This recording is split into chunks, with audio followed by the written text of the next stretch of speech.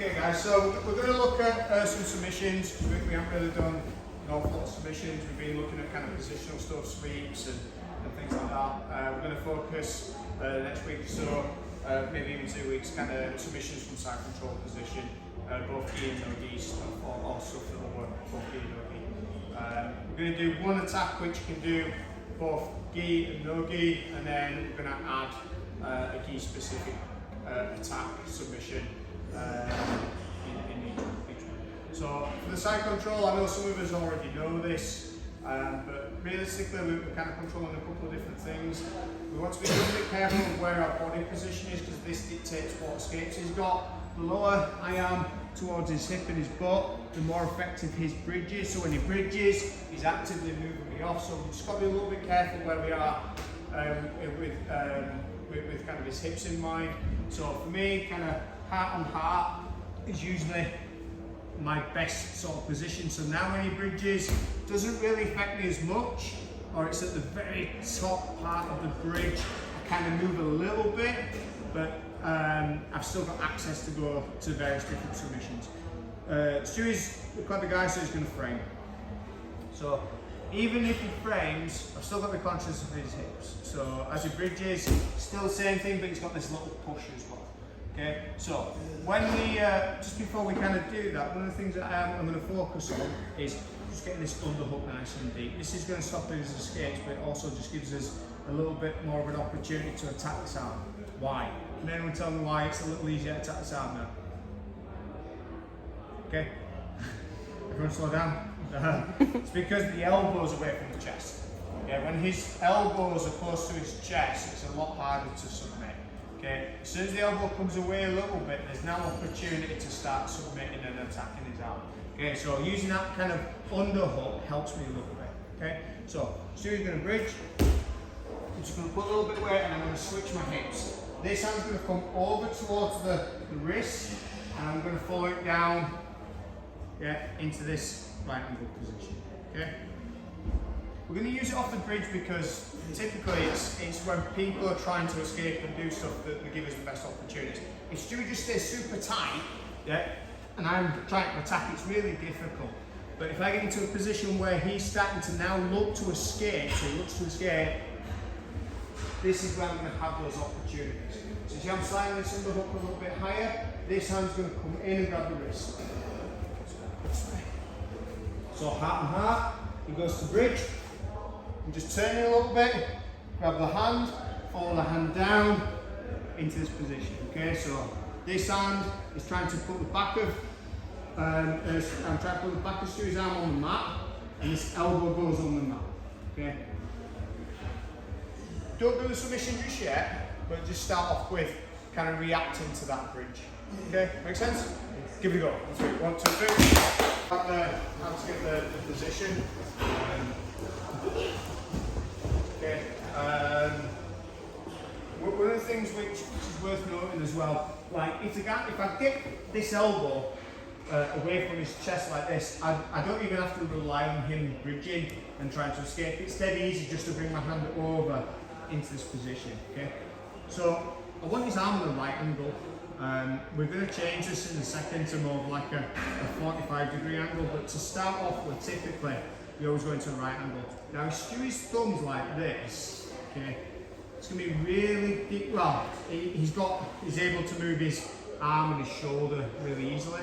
So I want to kind of take away that mobility by rocking his hand on the mat. Now it's not as easy for Stewie to kind of just, actually he's doing okay, but putting that on the mat. Okay, no, that helps a little bit. Always pay attention to your partner, he's not breaking out all this. Okay. But like that, he looks like a serene panda bear. The watch. There we go. He's selling it really well. One of the reasons why this is called a paintbrush is we're brushing the back of the hand on the mat.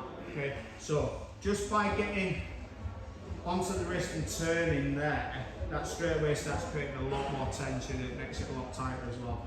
The other thing as well, make sure you drop that elbow. It's going to help keep that control. When we get to this position here, I'm just going to rev a little bit, just to turn that pinky towards the mat so that the back of the hand's on the mat. and then gently lift up. Now, to make it even worse, we'll bring the elbow down. Okay. Here, lift. That elbow nice and steady. Okay. And that's it. We've done a lot of that hard work. Okay. It's really, if the person you're working with has got really flexible shoulders, you're going to have to bring that elbow closer down towards the hip. Yeah, and that's going to create a lot more tension. But pushing on that finger, that little finger, so that the back of the hand's in line with the mat, it's going to make it much tighter. Go slow. We shouldn't have to go fast with this. Okay, because it's a really good controlling position. We've got the dominant position by being inside control. So we've got time, it's up to them to kind of try and escape and stuff. So we can chill a little bit, okay? So, underhook, he shrimps, he bridges. Yep, I'm gonna turn, hand on the mat, focus on getting that pinky to the mat, to here, and then just gently either pull down or come up. Like, Stu's got really tight shoulders, I've got really tight shoulders. So like some people probably need to go a little bit lower, or it's going to take that elbow going up a little bit higher to get the submission. Do that to me and we'll probably tap in if it's on correctly pretty soon. Okay, give it a go. 1, 2, 3. So that's kind of the Americana heel paper. They all get called, it's all the same, they get called something different. A couple of variations on the kind of hand position as well. Sometimes this really depends on kind of how tall the person is and how long the limbs are. So typically I'm always trying to get my hand onto the wrist, yeah, into here to go into this position. Sometimes it can be a little bit tricky where if the guy's got like really short arms, that it's difficult to keep control. So what I'll do is a little bit of a false grip, so I'll make a fist and turn like this. This still makes it really difficult for him to get out, and it actually, sometimes makes it much tighter as well. We have changed the angle, so we've gone from that native kind of 45-degree angle where we all start from.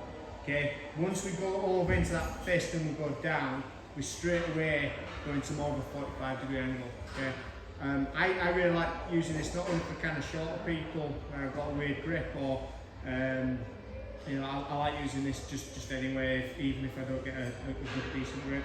So we'll just have a little play at that. So we'll go fist down. Yeah. For Stewie to get out, what he needs to do is he needs to straighten his arm. If I'm controlling here and I've not got a good grip, or he turns his thumb down, it's easier for him to straighten his arm out. Yeah, which is where we start losing that control. With that false grip, we're kind of forcing that hand so that the back of the hand's parallel with the floor.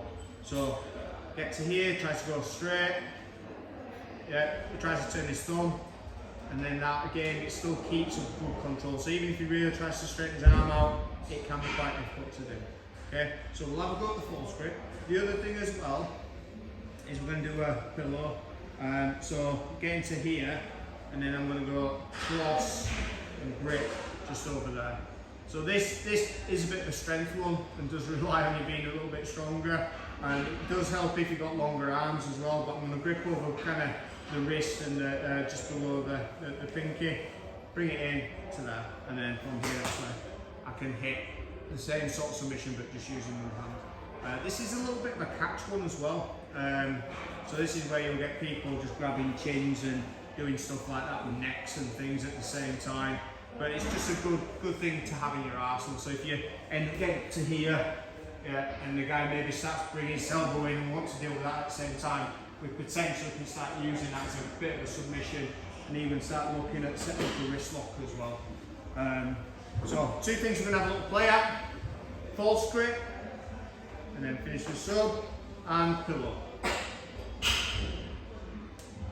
Okay, careful with the pillow because that does go on pretty quick.